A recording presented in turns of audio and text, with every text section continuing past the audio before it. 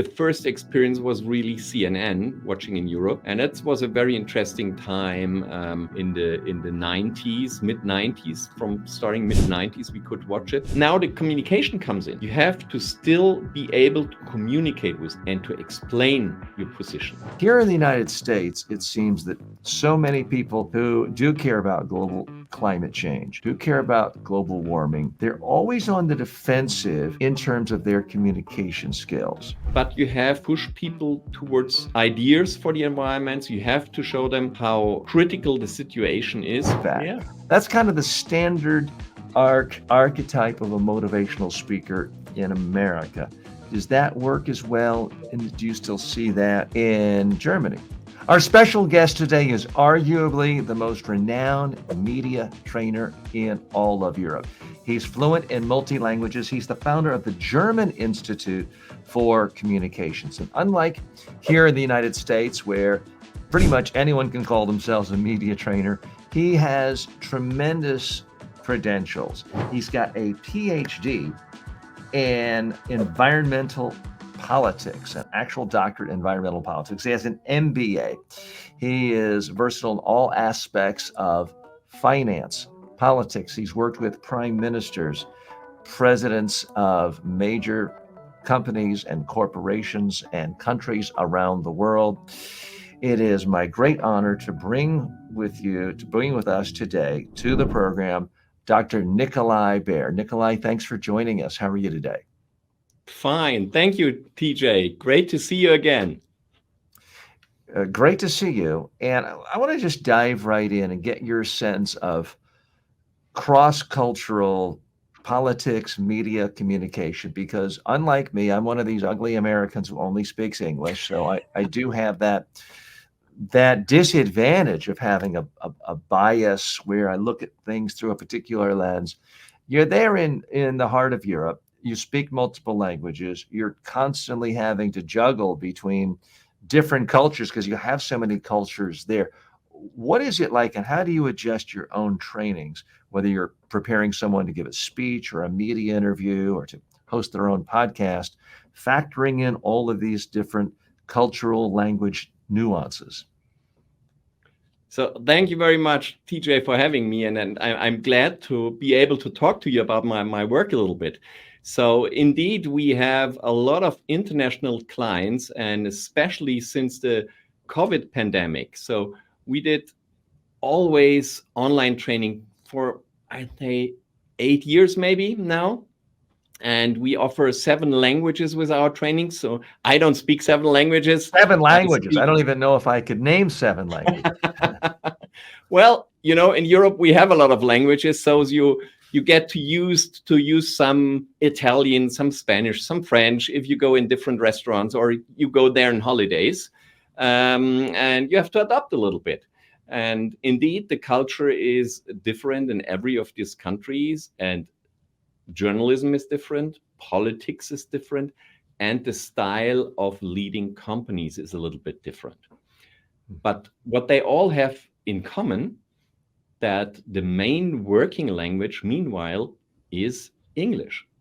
So I worked in the industry for a big German or big Munich car manufacturer with sporty cars for 7 years. So in there, the working language was English. And even before, I was a lot of times in the United States. So that's where we met.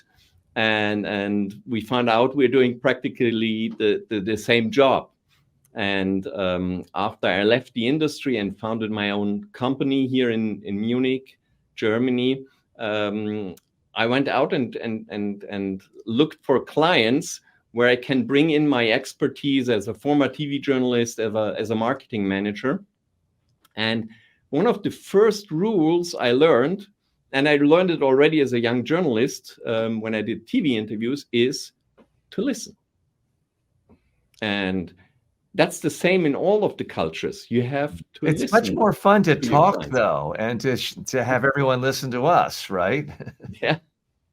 So sometimes it's hard to, first listen to them. Yeah. And they will tell their problems. And sometimes if you are empathetic enough, you kind of feel what's the real problem there. And well, there's a wide range what we can do. We do yeah, body language training, we do voice training, we do a lot of interview preparation, we do preparations for general annual meetings, we do preparations for union meetings, for crisis situations, for press interviews. So Back to for your each and every CEOs a moment. situation, you have to adopt. Yeah.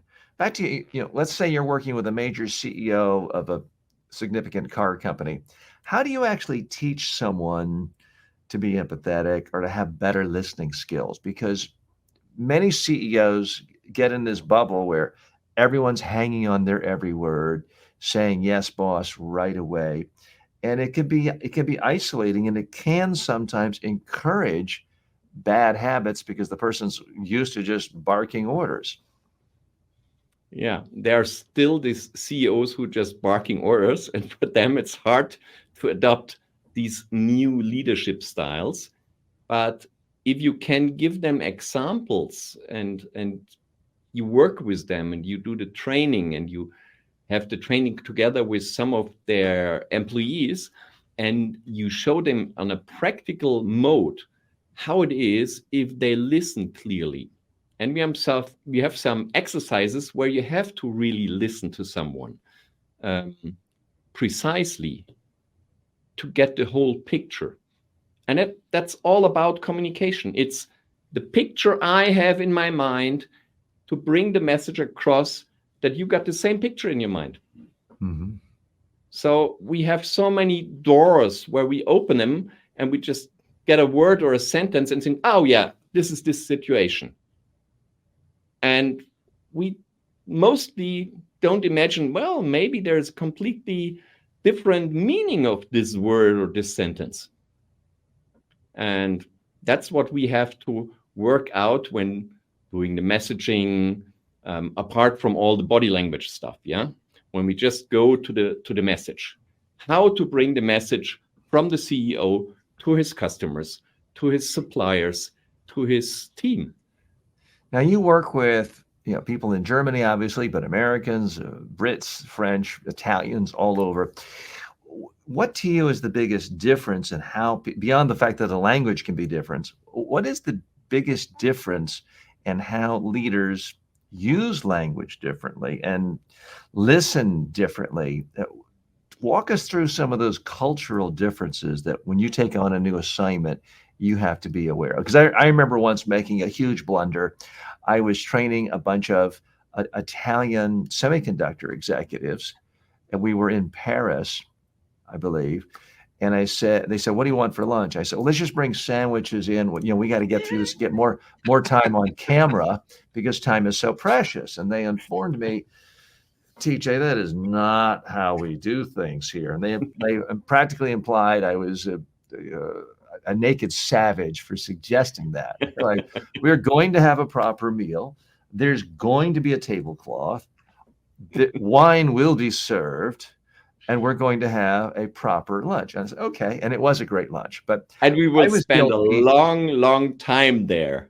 I was guilty of bringing my own American approach to things. So I made a mistake. Tell us, how do you prepare for different cultural nuances when you're in a training or about to do a training with people? So you could have done so in Germany. That's the difference between Germany and France. So in Germany, we're much more looking for productivity and have a short just a short lunch. And there it could work with the sandwich, even though most people eat a proper lunch here. But before going to a different culture on the language base, just see two different countries next to each other, like Austria and Germany. There's a huge difference in how journalists or how CEOs talk to other people. So in Germany, you're very directly. Yeah, we say what we want. We are not very much polite.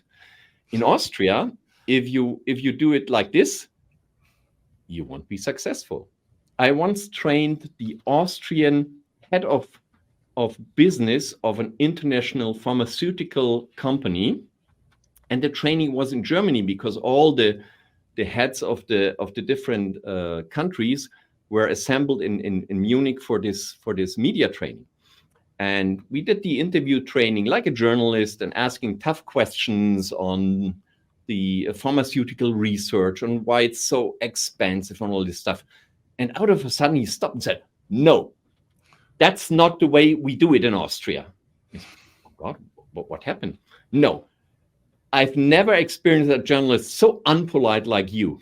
I said, okay, but what happens if a German journalist goes to Austria? They're like, no, I don't do this. I don't do this. And it took maybe 20 minutes for the press officer to persuade him to finish the training. He was so upset. And it was a real new experience for me. I knew that the Austrians are, compared to the Germans, are much more polite, but they really refused to work with you if you don't have a certain standard of politeness. And I don't consider myself as an unpolite person, but I can attest to that. You're a paragon of politeness. You're tough, and you. The tradition in German politics is not to look too much to the rank, even if it's a minister or a head of state or company boss. You try to talk to them on eye level, and you're tough, and that's completely different in Austria, for example. So that does raise the question, though, of what do you do if you're training someone? The custom of dealing with the media is one way for their country, but they're telling you, hey, I may have to go on the BBC or CNN or Al Jazeera. So you know they, at some level, especially if it's a crisis, they could receive journalistic inquiries from all over the world. I've faced that dilemma before, especially if I'm dealing with, let's say, a political figure in the Middle East. They're used to extraordinarily deferential media. Yeah. They're not going to get that if all of a sudden the London Times or CNN is calling. How do you balance what they're used to with what they might face? Because if you plan for everything they could face, it may jeopardize your relationship if they think you're too rude. Yeah. So when going to an unknown territory for them, we have two traders or two ladies who do intercultural training and look specifically into the country's specifics. For the normal business language, for the normal international appearance, especially in business programs, in economic reports, there is a certain standard which is not reflected too much on the individual standards of politeness or procedures in these countries. So first of all, be smart, always. Be polite, be decent, but be clear, strong, and concise with your message. Don't confront people,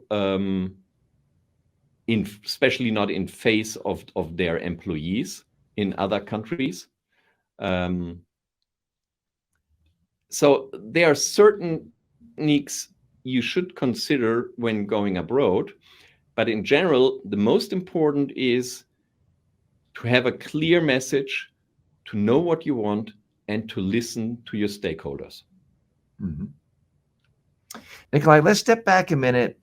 You're younger than I am, but you're old enough to have seen a lot of change in the media landscape in your country and your part of the world and worldwide. Who, growing up, were your role models as communicators and as media personalities? And is that what drove you into an early career as a journalist? Well, one role model really was Larry King. I watched him a lot. And that's probably the reason I'm wearing a lot of times this vest here. That's always my Larry King style. The vest, and when I do my podcast, many years, I usually wear this. And for many years, he wore suspenders. Yeah, I'm not that old. Yeah.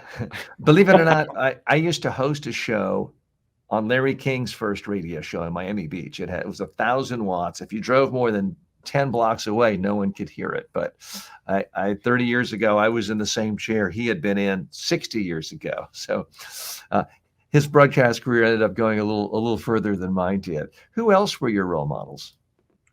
Well, in German TV, we couldn't see that much from the US, for example. So we had local German ones, a lot of very good ones, but they were never very famous in the US. So what I really liked was when I could see it was the reports of Walter Cronkite, I can remember. And the first experience was really CNN, watching in Europe. And that was a very interesting time. In the 90s, mid-90s, from starting mid-90s, we could watch it, and that was very, very good to see. And let me just give a quick shameless plug. CNN's first White House correspondent ever will be our guest next week on the program, Bob Berkowitz. So had to get very good. Had to get that plug in there. And a couple of years ago, I could meet Wolf Blitzer in Munich. He was there.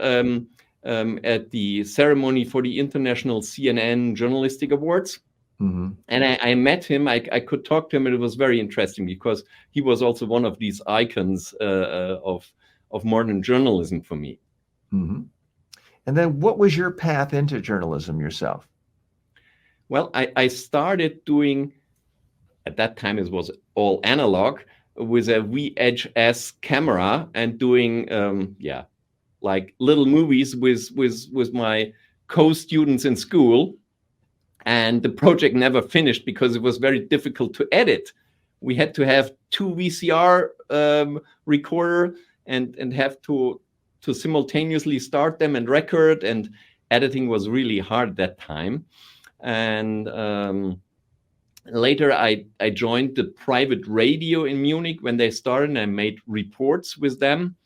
And then I started my career here in Munich with TV White Blue, which was a local radio, a local TV station in Munich, just for the area of Munich. And that was pretty new because before in Germany, we had just 3 big channels, 2 nationwide and 1 regional wide. So that was for the whole of Bavaria. But local news was pretty new in the end of the 1980s, beginning of the 1990s. And I joined them, and I was there a reporter.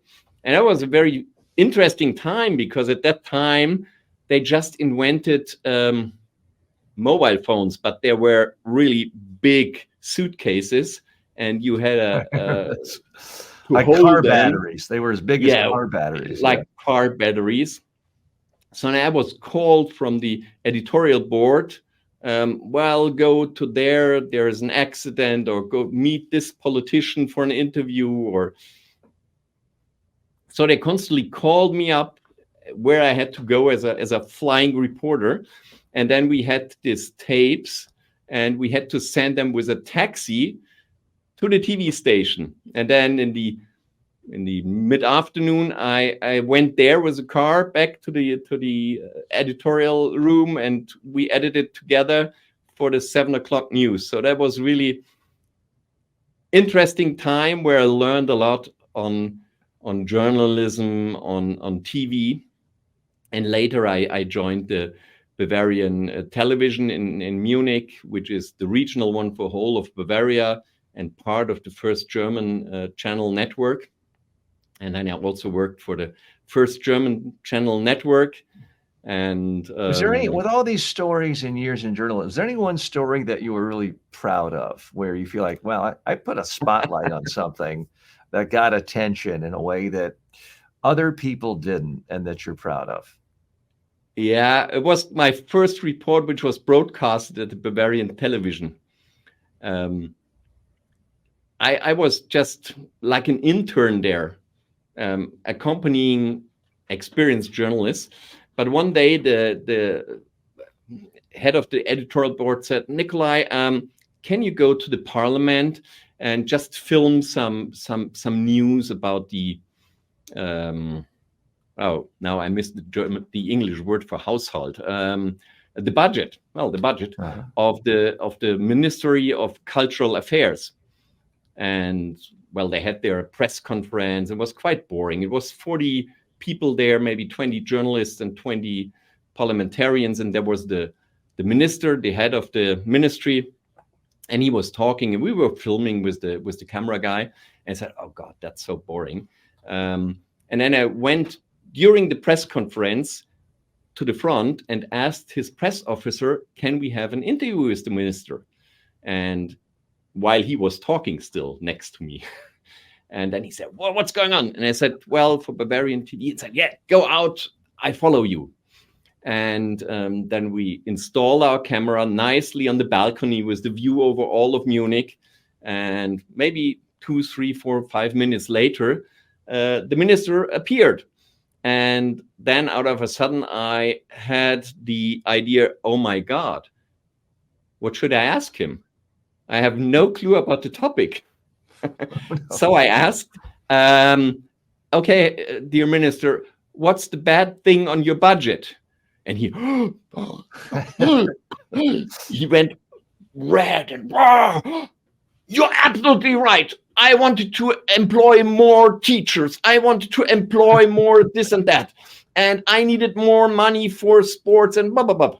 And so he brought all his ideas out, which he couldn't do with the budget.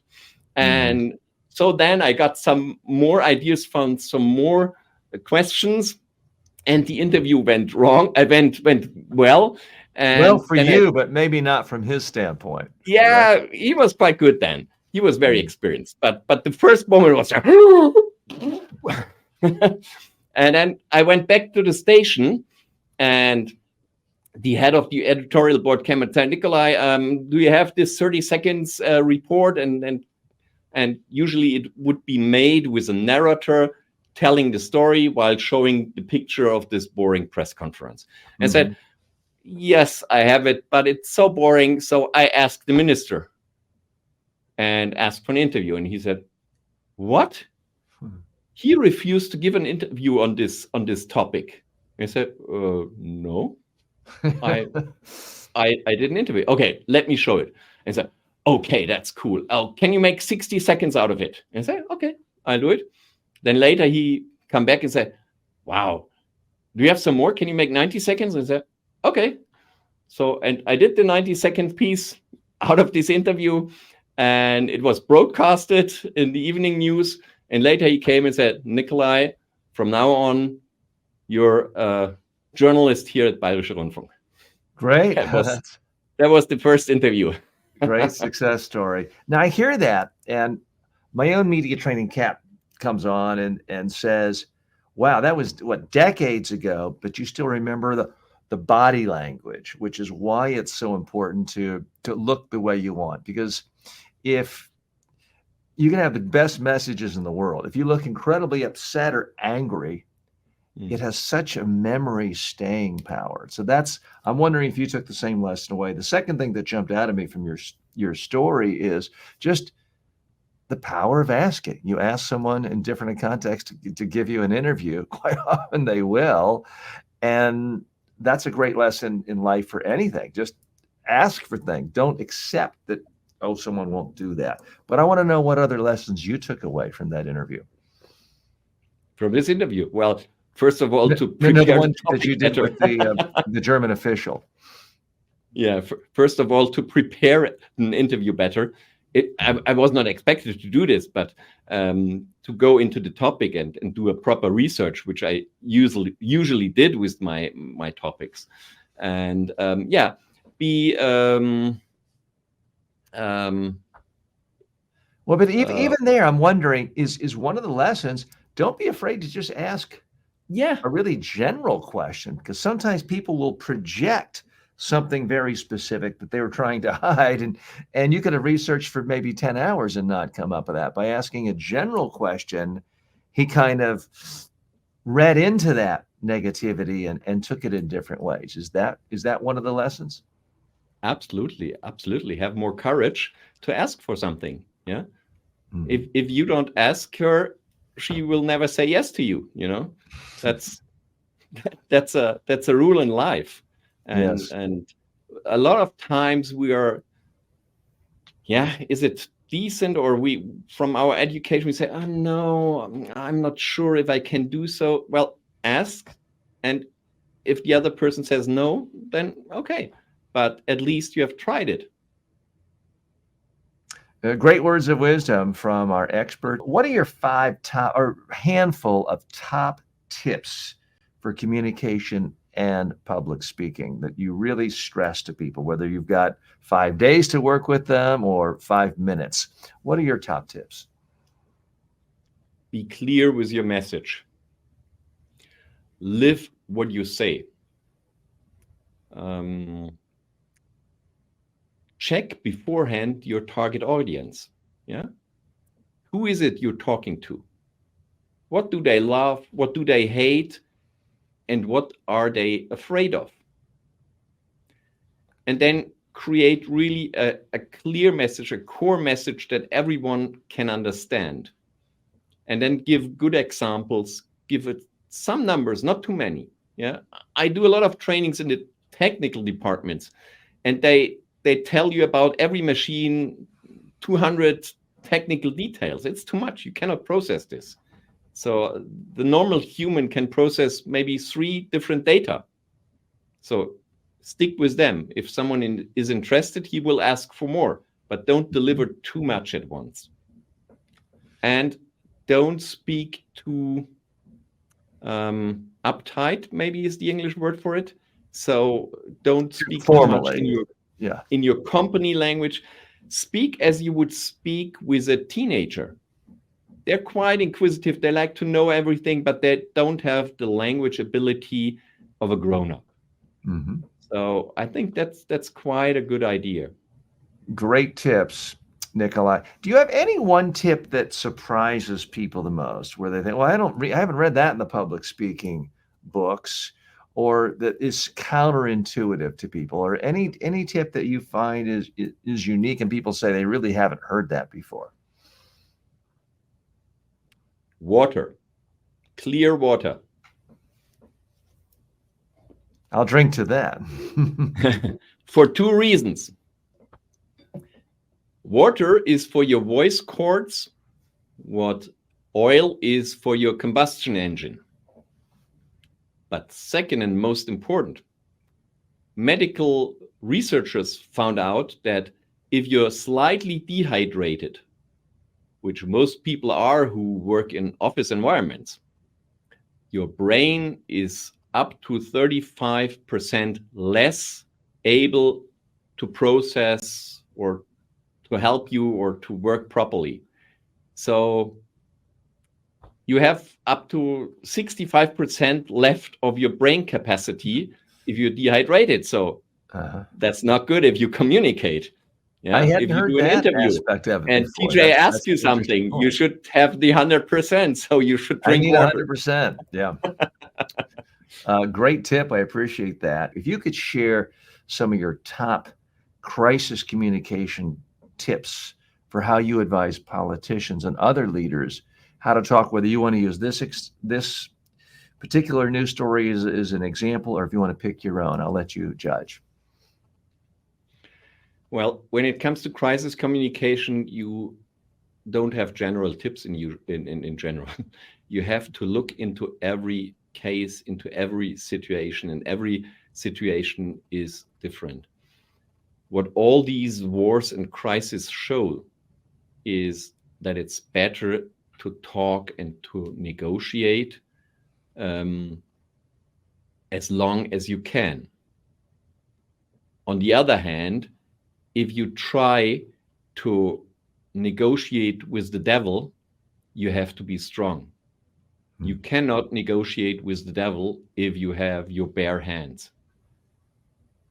So there are crisis situations, and usually when we work with companies, we talk maybe about the effects of crisis and wars. We have a war right here, 2,000 kilometers away from where I'm standing now.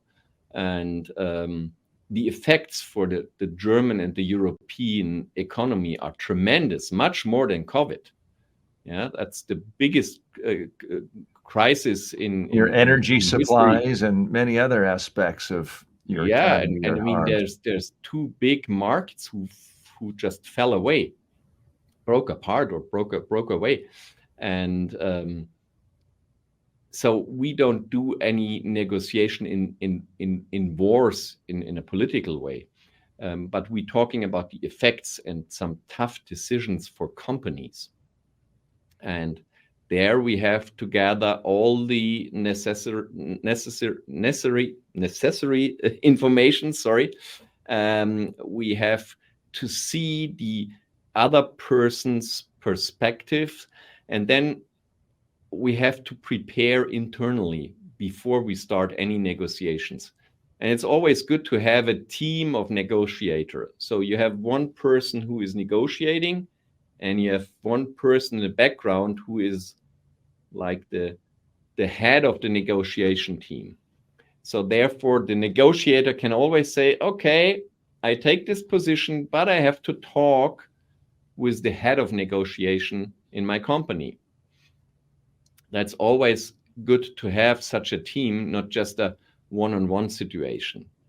And with most communication situations, preparation is key, active listening is key, and to have a clear strategy. When you know what you want, that's the first part. And then also draw a line, how much you could give in this specific situation, how much you can give away from your position to still have a okay agreement for yourself. So it's not always possible to have a win-win situation, Mhm. but it's mostly possible to have a position where you keep your face, and don't use your face if you look into the mirror. Mhm. Uh, I do what want to is bring up another contentious political issue, and that is climate change and environmental politics. And I know that's an issue near and dear to your heart because you actually have a doctorate in environmental politics. I do want to give you a heads up. In a few minutes, I'm going to ask you to do something. It may seem peculiarly American, but I'm going to do something with you that I like to do with every guest, and that is to give you okay?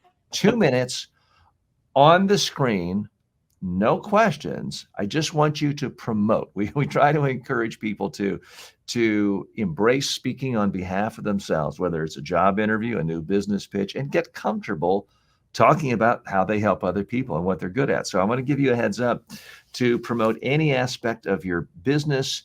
Think of your ideal client, your ideal American client, whether it's General Motors, if their executives are watching this. I want to give you an opportunity to promote your website, upcoming books, documentaries, anything you want to promote. And I actually take myself off the screen and let you just promote in a very undiluted way. So that will be coming up in a minute. I want to pick your brain as a strategist now, because here in the United States, it seems that so many people who do care about global climate change, do care about global warming, they're always on the defensive in terms of their communication skills and their communication messages, because the people who want to say, well, global warming is a hoax and this whole environmental stuff, it's just a way of attacking big businesses.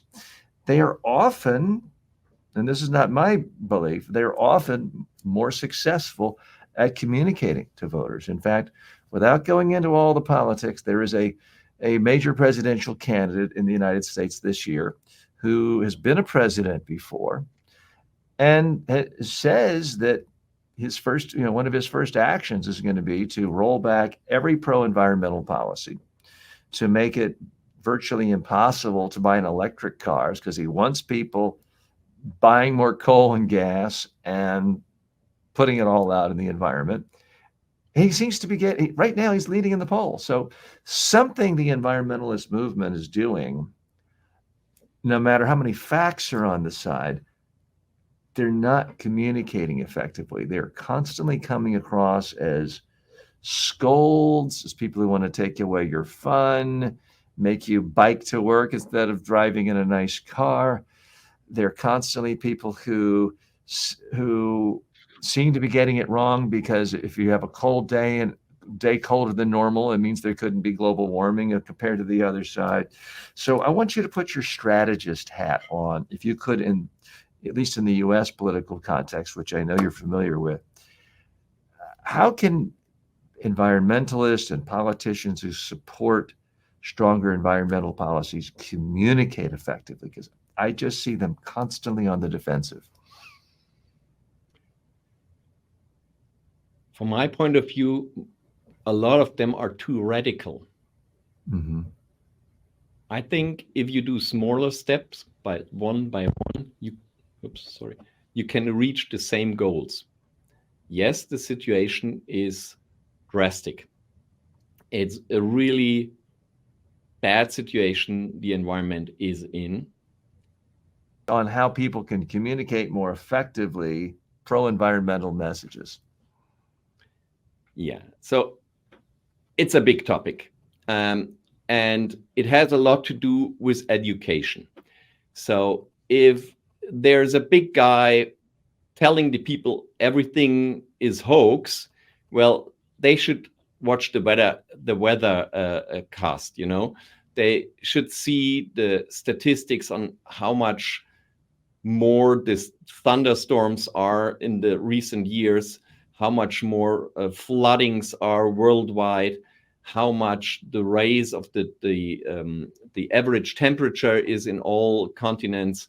That are facts. That not alternative facts. These are facts, scientific facts.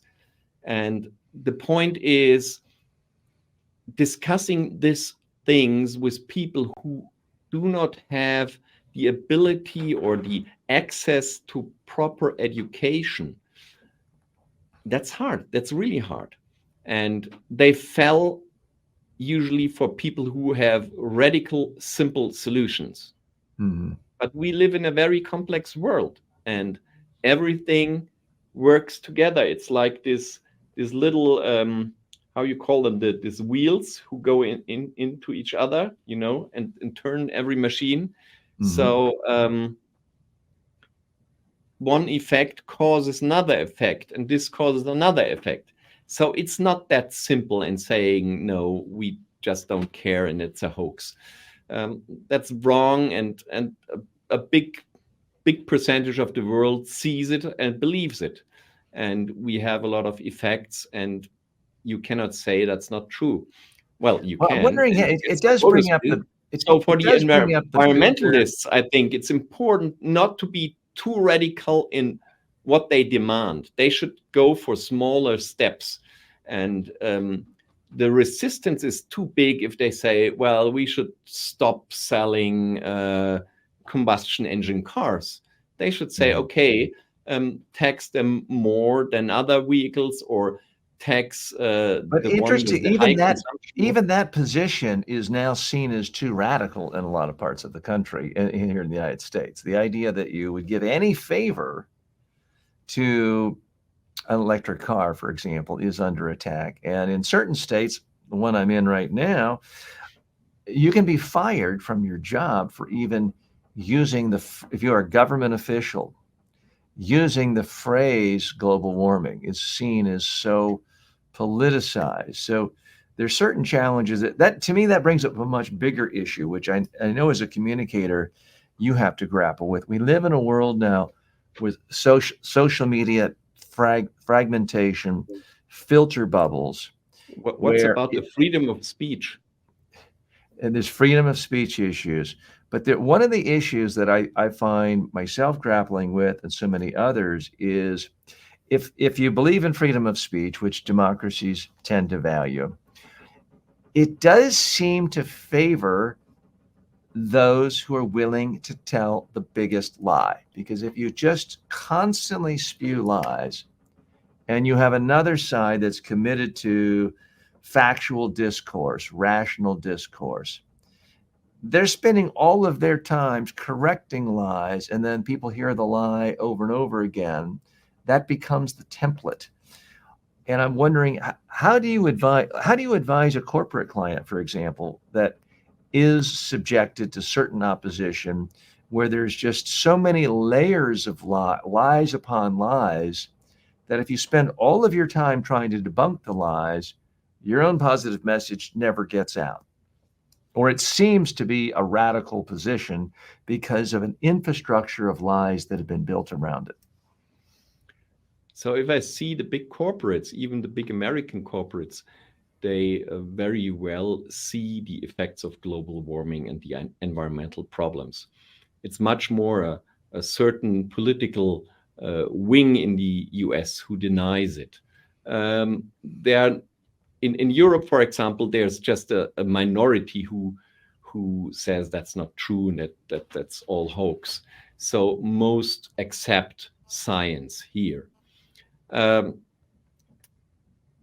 But we have to go step by step. If we, for example, what the German government did, to be very radical within the last 2 years with the heating systems in Germany. We're not allowed to have any more gas or any more oil, for example, or any more usual electrical ovens. We have to go with solar panels, with wind, and with these exchange systems, air exchange warming. I don't know how the correct word is in English for that. It's too radical, because you have people who just ordered a new heater and they cannot build it in their house, or they cannot afford the other one, or it's not suitable for their personal environment. But you have to push people towards ideas for the environment. You have to show them how critical the situation is. But one point is important. People, first of all, need their jobs, and they need their food, and they need their security. And if they're afraid of this, they won't listen to environmental problems, because the others come first in their hierarchy. So you have to do both. And well, I'm not in the position to give the US or any US politicians good advices. We have enough problems here in Germany. But sometimes you have to bring it in a real perspective. Mm-hmm. What Germany can save in energy and CO2 in 1 year is blown out in China in 3 days. Wow. Last year, I was 2 times in Egypt, and the bigger area of Cairo, the capital of Egypt, has 27 million inhabitants, and there's constant smog. If you fly in to Cairo, you barely can see the roads or the streets, even in a clear day, because it's so much smog there. Mm-hmm. If you see this, then you come home and ask yourself, okay, and why are we not allowed to have a diesel car going in the city center of Munich? That's ridiculous. It's, for some people, it's too radical. And now the communication comes in. You have to still be able to communicate with the people and to explain your position. But in the last maybe 2 decades, people stopped talking to each other. They started more talking about each other and got their information not from their neighbors or from the community where they engaged in former times. They got it exclusively from social media and from their social media bubble, not from the other bubble who might have a different opinion, because they want to hear their own stuff again and again and again, like an echo chamber, and want to have this good feeling, because if someone else is saying the same stuff what I'm saying usually, then I'm feeling good. Well, we're right. Part of a community. We're the good guys against the bad guys over here. Yeah, it is a harmful dynamic that we can all fall into. That we have a big community, and the big community is the inhabitants of this planet. And if we destroy it, then is no more good life on this planet. Yeah. Well, Nick, I appreciate you going big. Nothing is more big picture than the entire planet and the fate of the planet. Let's drill down and go really deep into something for a minute in tactical areas, because a lot of people who watch this show are interested in communication skills, communications training, and I'm always interested in different approaches. If a CEO comes to me for a day of training, it's typically we have dinner the night before, we start for the day, and I'm going to get them on camera for a dozen little speeches or media interviews, and we role play, watch, critique again and again. But that's not the only way of doing it. Tell us what a typical engagement is for you, whether it's a CEO or a top executive. They come to you and say, hey, I just want to get a lot better at my media skills or presentation skills. How do I work with you? So it's a shift there. So let's start 15 years ago. Usually I got a call from the press officer in, let's say, 70, 80%. And they say, my CEO needs this and that. Nowadays, it's, say, 50, 60% the HR department or the HR department for the top management calling me, and maybe only 20% press officers, and maybe 10% the CEO office by itself. So the awareness is already different. And most of the modern leaders know they need someone to coach them, to support them with their messages, with their appearance on important communications events. And we have CEOs who call me 2 days ahead and say, well, I have this big meeting. Do you have still time for a meeting, or can you give me an online coaching for this? And others who do on a regular basis, like say 4 times a year, plan it a couple of months in advance. So you have everything in between. Usually when we have a training meeting, we don't meet the evening before. That's very rarely, but it's a good idea. I try to invent this. Usually we start in the morning, make some research together, what's important for them in their message. And I ask them, okay, what would be your message to this target group? And often we change a lot within the message itself before we start talking about the appearance in front of the audience. And then we do a lot of training with the camera together. And sometimes I have the camera with me. Usually we have a camera person, a camera lady, or a cameraman doing the job to give it a more professional environment. And for some people, it's really stressy if they have the big lights, if they have the microphone and a big camera. And now, is that good or bad? Because I've heard people say, oh, we don't want to stress our people out. And I always say, I want them stressed. If they can't perform in the stress of when no one's going to see it, how are they going to perform when the real CNN is there? So how do you view this? That's the point. What's the appropriate level of stress to give in a training is really the question. It depends a little bit on the experience.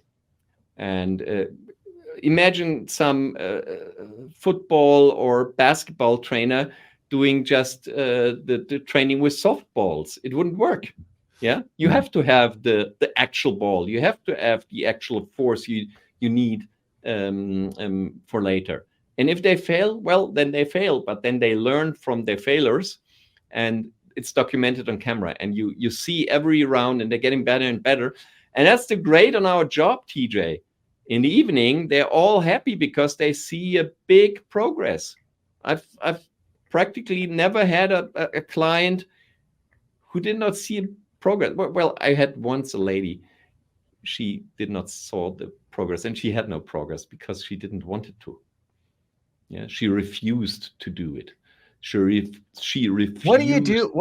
Did she refuse to be on camera, or was she told by your HR you have to be there? To change things. I told her and I showed her, and she didn't believe it. I mean, sometimes that happened. But there Yeah, was we've one all had lady failures. in 17 years where I have my company now. But usually you see this great progress, and that's so helpful in our business. If we see, sorry, my screen went black again. Oh. I have to work on this. Your energy saving devices are doing their job. They're saving the Yeah, energy for us. But we can see you and hear you clearly. Okay. That may be an indicator I am stealing too much of your energy and all of your time. We do appreciate No, it. Hey, not at let's all. switch gears. Let's switch gears a minute. I do want to offer you the same courtesy I give all of our guests. And apologies if this seems too stereotypically hyper promotional American. But what I want to do is hear you promote, because we try to encourage people and empower people to feel confident when they are promoting their businesses, their craft, their service, their expertise. So what I want to do is just give you a couple of minutes, and you can set the stage as far as whether you're speaking to a convention of automotive CEOs and you like their business, but really sell us on what you do. And if you want to encourage us to sign up for follow up with you on LinkedIn or your website or any of that, feel free to do that. I'm going to step off. I'll be here. I'm not leaving, but I'm going to step off, and I want to just hear you promote and tell the world about what you do and what you're happy about doing. Hi, I'm Nikolai, and I like to help you with your messages, how you bring your messages to your target group, and how to make clear, concise, and empathetic communication. If you're interested, you can look me up on the internet. You can subscribe my newsletter. It won't be very often because I usually work with CEOs and executives on their communication and do not have that much time to write my own newsletters. And I'm sitting in Munich, Germany, but I have a lot of international clients from all over the world, especially big companies, also from the US, who work in the German or European market and are not so familiar with the European environment, with the European communications environment. And if I can help you there, I'd be really glad if you contact me. And I thank TJ Walker for this possibility. It's a very interesting show, and I like to watch it with a lot of interesting guests. And now I'm one of them, and I'm very proud of it. Thanks a lot, TJ. And if I can help you, just contact me. Great. Thanks, Nikolai.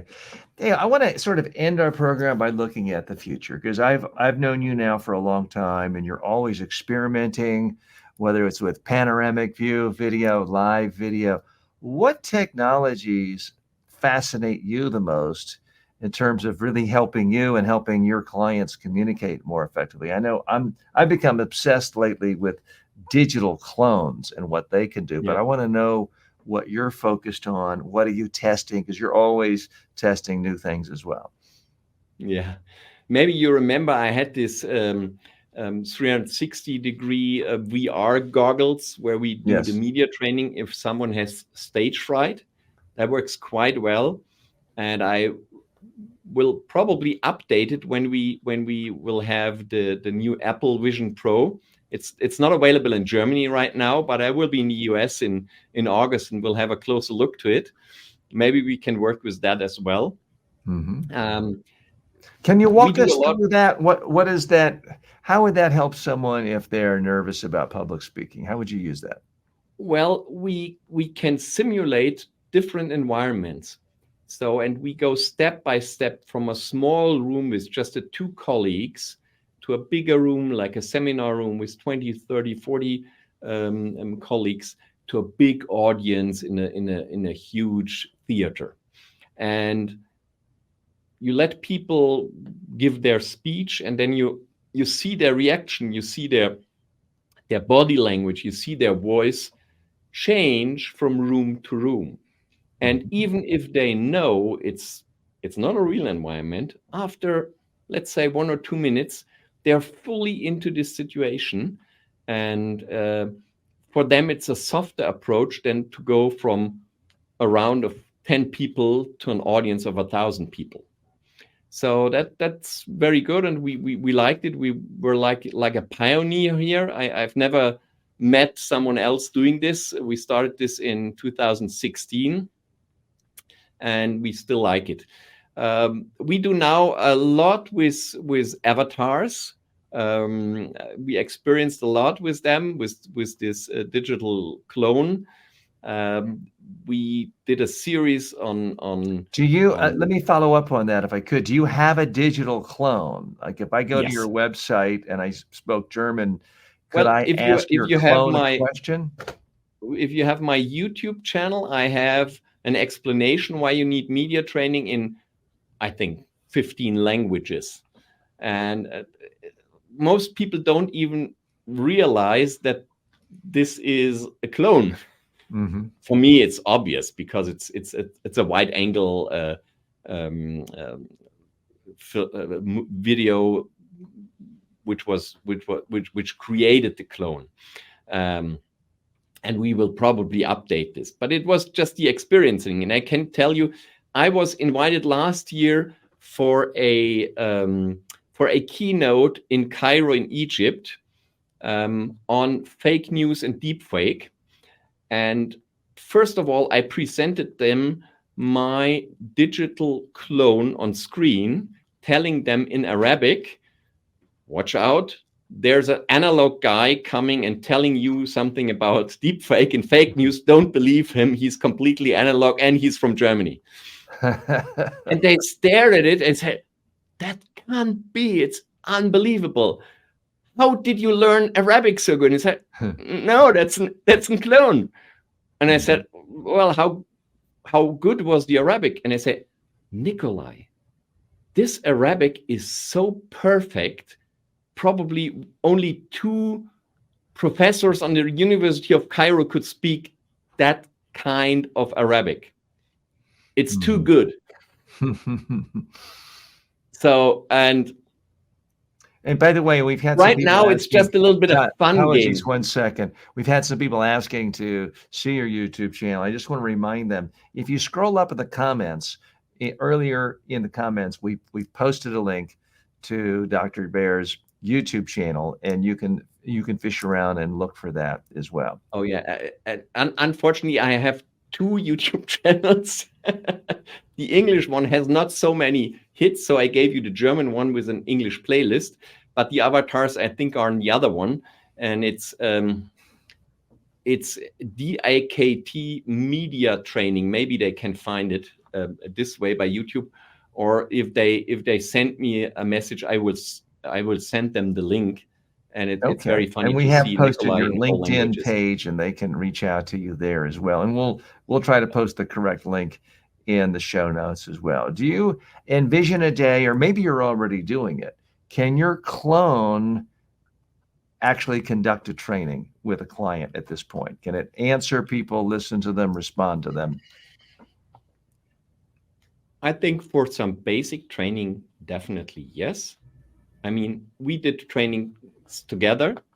Some, like the trainings we did, where it's pre-recorded, you can bring a lot of information across with a clone. Mm-hmm. But can it listen to, because that's what I'm spending all my time on, frankly, is I've built a clone using it. It's not my technology, but it's Delphi.ai. I've fed in all my books and YouTube and courses.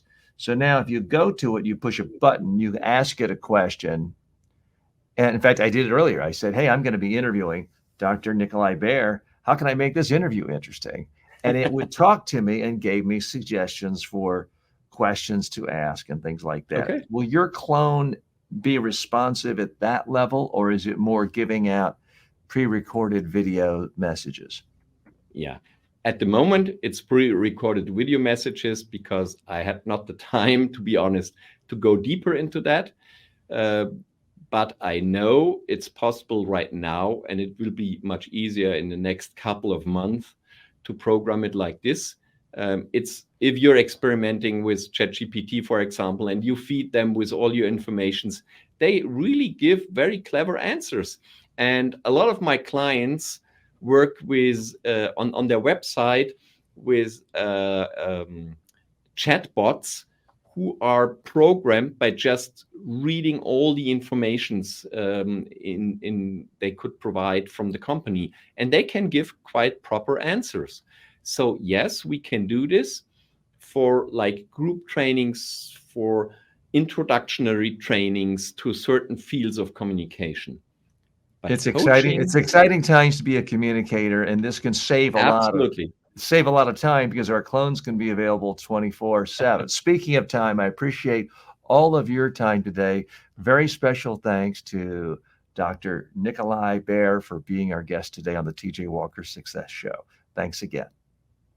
Thank you very much, TJ. Have a great time and all the best for your show.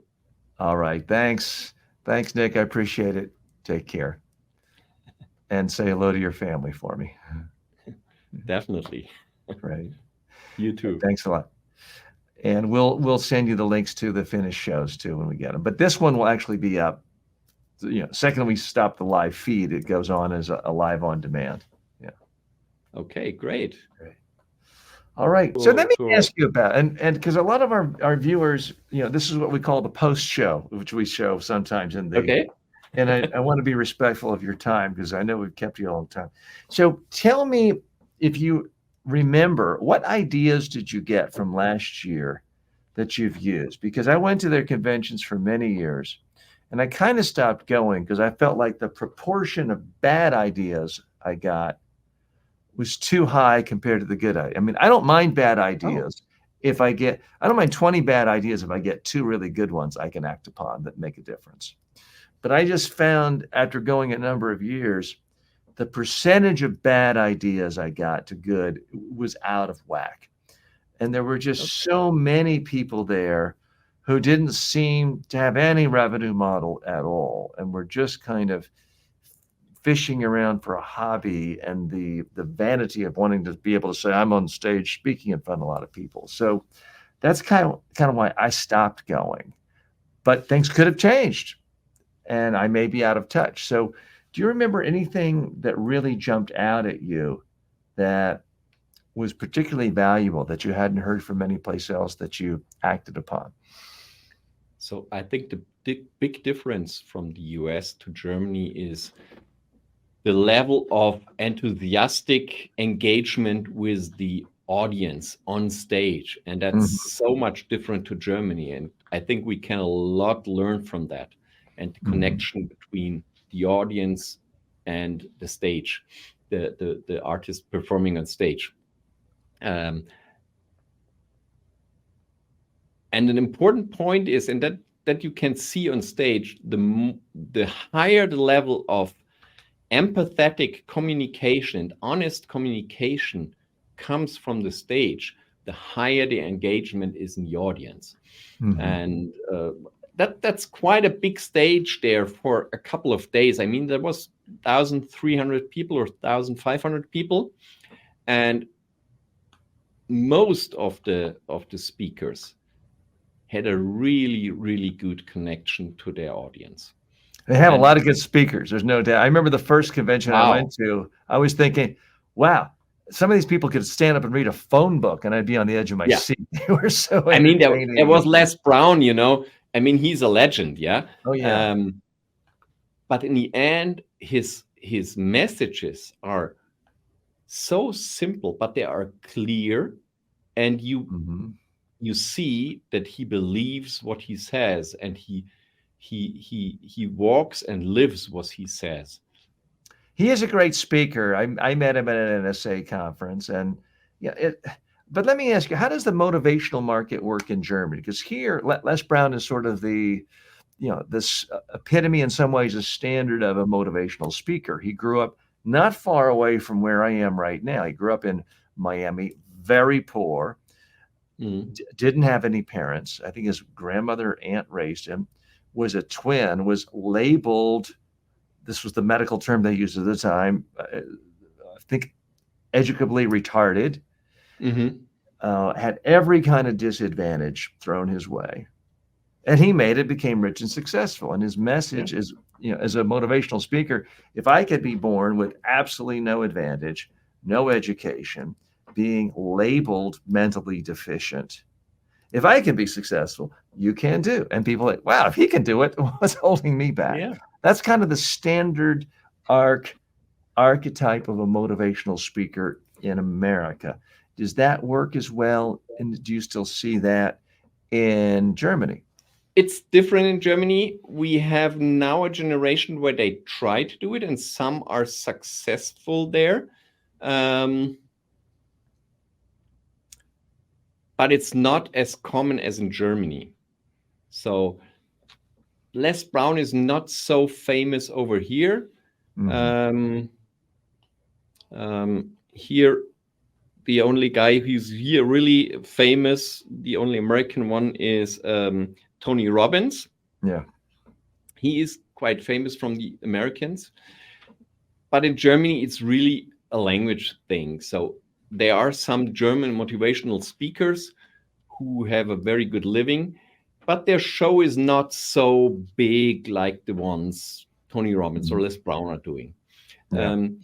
Usually I have not to do with them so much, because that's a B2C business and I'm so much more into B2B business, but you can learn a lot from them. And for example, one person really hit me. I forgot her name, but she is the CEO of the Dallas Mavericks. And she had a really hard childhood. And she is now one of the most influential ladies in sports management worldwide.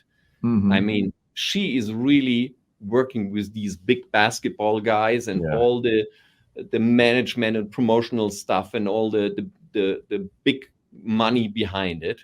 And she is such a decent and lovely person, a strong woman, made an exceptional career. And to meet persons like her and to talk to persons like her, that was really incredible. We'll have to check her out. I'm not familiar with like them. The founder of Netflix. I met the founder of Netflix. Very, very brainy guy. Mark Rudolph or something like that. Well, there's Reed Hastings is one. Oh, Mark Rudolph. I've read his book. Yes, he was the original founder who left very early on. Yeah. But fascinating story. Very interesting persons, and also to meet the other persons, and see what made them to become a speaker or a coach. Yeah. So great insights. Probably if you go there for a couple of years, it's always the same. But for me, it was really, really good. Really good experience. I may have to give it another try. Who knows? I may see you there. Who knows? Yeah. Hey, I know I got to respect your time. We have to say goodbye. This year they have a youth conference, and I bring my son with me. He attends the youth conference. Great. So you could bring your daughter. It's from that's a good idea. 10 years till 17 years. Great. Well, she's in that bracket. She's 11 now. Yeah. Great. Well, say hello to your son and your wife, and I hope to see you soon. Okay. All right. PJ, take care. Bye-bye. All the best for you and your family. Thanks. See you soon. Too. Take care. Bye-bye.